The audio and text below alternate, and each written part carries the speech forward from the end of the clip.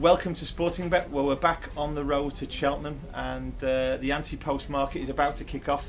To my left, obviously, is the guy who is the co-founder and owner of the Betting Emporium, Mr. Neil Channing. And we're back, Ross. We're back. The gang's back together. I got the lucky red jumper out again. It's already been commented upon by our marketing team already, but obviously this continuity, mate. Continuity. The Betting Emporium, obviously, last year, Neil, was a massive triumph. I'm saying you can't possibly repeat that this year. I think you backed the winner of the Triumph Hurdle. I know you backed Lord Windermere at 33 to 1. Was there anything else? Well, the world hurdle. I mean, you know, that was an easy race, wasn't it? We knocked that off, number 10 to 1. Actually, it was ridiculous. I mean, I would obviously, I'm here to say, you know, you should subscribe to the tipping service at the Betting Emporium for Cheltenham, but it's going to be hard to top last year. I mean, I've dined out all year. We actually went to Windermere a week afterwards and had a nice holiday there. Lord Windermere was amazing. But no, we had a great Cheltenham. It was really good. I'm really looking forward to this year, though, and we're going to try and do it again. So what we're going to try and do again this year at Sportingbet, Neil was obviously here last year, we're giving you a flavour of what a professional punter does, a man who obviously knows and understands the market, and we're a bookmaker who are desperately trying hard to lay decent bets at good value prices. We're certainly not interested in that early money stuff on the all-weather, but you want a good bet at a decent price with us on the big races, we're going to be here. Neil's going to give you a good feeling, a good guide over the next few weeks about some of the good anti-post markets, and we're going to try and back that up with prices and then lay those bets. Now, Neil, before we kind of go on to the first race you're going to look at, which is the Champion Hurdle, and I'm already a little bit unsure about whether we want to lay this bet.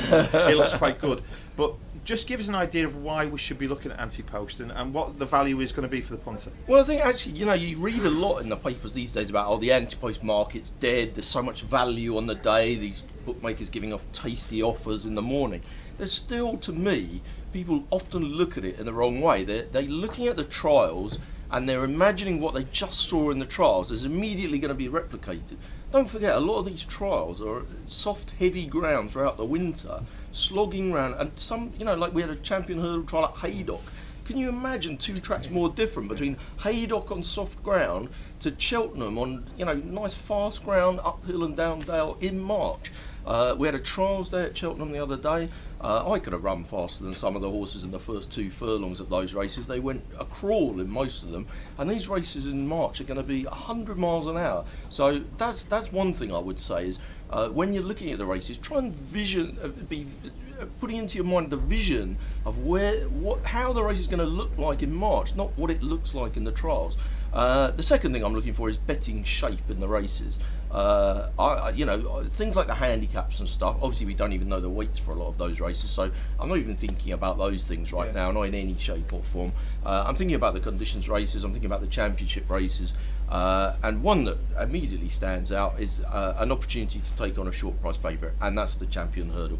Now, I'm not necessarily crabbing Faugheen. There's nothing wrong with Faugheen, but we've got a 23 runner race. There's so far 23 declared, 7 Willie Mullins horses, and basically there's 4 runners in the Champion Hurdle. Well, let's just take a little look at the betting then, because obviously this is the race we're going to focus on today, and whatever Neil comes up with here, we're going to stand the price and lay the bet. But Faugheen at the top of the market, even money. Then the new one, 3 to 1, Jesky 6 to 1, Hurricane Fly 15 to 2, Arctic Fire 16 to 1, and then you get into a kind of range of horses where we've got doubts whether they run under so. You've got a whole bunch that are probably not going to be there, haven't you? Power, like, that kind of horse. Yeah.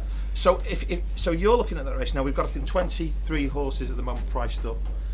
How are you going to play that race in terms of the shape, as you mentioned? Well, how do you make money out of those? Let's just talk about the 4, because basically there's 4 runners, isn't there? There's Faugheen, the new one, Jesky, and Hurricane Fly. So Hurricane Fly obviously has, you know, it's brilliant.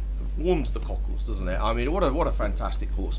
But this is a completely different kettle of fish. This is a horse that likes to, you know, run on this nice flat track at Leopardstown on soft ground, and it's been proven a couple of times now that it's not at its best at Cheltenham. I don't want to crab the Fly, probably get hate mail or whatever. I love Hurricane Fly, but I'm not going to back it at Cheltenham. Faugheen, now this is a horse that we haven't seen win at the absolute top class. Of course it's looked unbelievably impressive. That was take your breath away stuff at Kempton, but this is a grade 1 race at Cheltenham going at 100 miles an hour. This is, you know, we haven't seen the horse off the bridle yet. Do I want to back it at even money right now? well, what's it going to do? I mean, you really think it's going to be a lot shorter than even money between now and Cheltenham? No. The other thing about having an anti-post bet at this stage is you know, basically I consider it to be a loser if I have an anti-post bet and it goes off a bigger price on the day. You know, in my mind, I've done something terrible. Even if it wins on the day. You know, if I back 14 with you today at even money and it wins at 5-4, I'm going to be pig sick. Honestly, I know. And you get the feeling that somebody's probably going to go a bit bigger on the day. Anyway, I think so. Now, if we look at the two middle ones, now the other thing that could cause 14 to drift, of course, is Ruby Walsh. He may decide to suddenly ride Hurricane Fly. I probably don't think he will, but he could do. So that's another potential influence on the market. But if we look at the other two, they're pretty solid, aren't they? The new one, you know, it's hard to see it being out of the first four. Having said that, at Haydock, it didn't really jump very well. It was jumping off to one side. It got a little bit, you know, it was a struggle, wasn't it? It was a hard race. The Skeleton horse gave it everything to do, and he kind of kicked on 3 out, and that was a tough old race. It wouldn't surprise me if the new one kind of ran on into third or whatever, but there's no juice at all in its price at 3-1. There's no way, unless 14 is a non-runner, there's no way that the new one is going to be any shorter on the day. The one that really interests me is the horse. You know, last Sunday it had it all wrong, Jeski. The pacemaker can't even go fast enough for it. This is going to be a really fast race, I think, with Faugheen going out in front, or if Faugheen doesn't go out in front, maybe the new one decides to take it up, but I don't think it will. Either way, they're going to go a fast pace at a championship race, and it's going to be on fastest ground, and this is set up for Jeski. I think it's absolutely bang solid. I can't see it being out of the frame. A quarter of the odds is brilliant value. Now, I know, and I'll take your point totally as a bookmaker, and I wouldn't do this to you, Russ. I'm not going to be coming on for Southall, you know, 30 each ways on a Tuesday at Southall or whatever. And I know it doesn't help anyone. I know you don't want that kind of business, but this is Cheltenham. You've got to give me a spin, haven't you? Quarter of the odds, 6-1, first 3. I can't be out of the frame. I'm getting 6-4 a place. It's unbelievable. You've got my word. All of the Betting Emporium people have got my word, and everybody watching this video has got my word that anything that you say on here, we're going to stand. It's 6-1 each way. Jeski, a quarter, 1, 2, 3. Non-runner, no bet. Non-runner, no bet as of today, and I think that's a good starting point for our. Well, I think our videos. I'll tell you what we'll do. I'll tell you what we'll do. The Betting Emporium punters, let us lump on that.